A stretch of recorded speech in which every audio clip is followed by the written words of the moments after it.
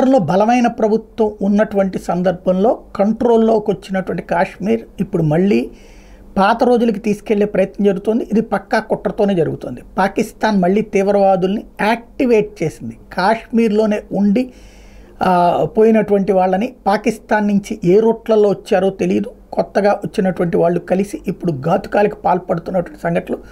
తాజాగా 6 తీవ్రవాదుల్ని కాల్చి చంపినటువంటి ఘటన, 2 సైనికులు గాయపడి 6 చనిపోతే తీవ్రవాదుల్ని లేపేస్తే ఇప్పుడు తాజాగా 5 జవాన్లు మరణించినటువంటి సంఘటన చోటు చేసుకుంది.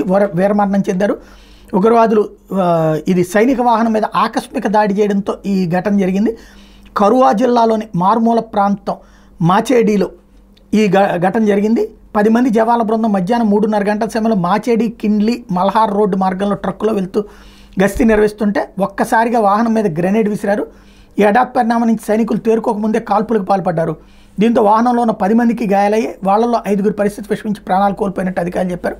మృతుల్లో ఒకళ్ళు జూనియర్ కమిషన్డ్ అధికారి ఉన్నట్టు వెల్లడించారు. గాయపడిన జవాన్లను ఆర్మీ ఆసుపత్రిలో చికిత్స పొందుతున్నారు. కాల్పుల తర్వాత పోలీసులు పారామిలిటరీ దళం సాయంతో సైనిక సిబ్బంది ఎదురుదాడికి దిగడంతో ఉగ్రవాదుల సమీపంలోని అటవీ ప్రాంతంలోకి పారిపోయారు. వెంటనే అదనపు బలగాలు అక్కడ చేరుకుని ప్రస్తుతం ముష్కర్లు మట్టుబెట్టడానికి ఆపరేషన్ చేపట్టారు. ఈ క్రమంలో భద్రతా దళాలు ముష్కర్ల మధ్య కాల్పులు జరుగుతున్నాయి. 3 ఉగ్రవాదులు ఈ దుశ్చర్యలకు పాల్పడినట్టు తేలింది. వాళ్ళ వద్ద భారీ స్థాయిలో ఆయుధాలు ఉండొచ్చని చెప్తున్నారు. వాళ్ళు ఈ మధ్య సరిహద్దుల్లో నుంచి దేశంలోకి చొరబడినట్టు భావిస్తున్నారు. తామే ఈ దాడికి పాల్పడినట్టు పాకిస్తాన్కి చెందిన నిషేధిత ఉగ్ర సంస్థ జైషే మహమ్మద్ అనుబంధం ఆయన కశ్మీర్ టైగర్స్ ప్రకటించుకుంది.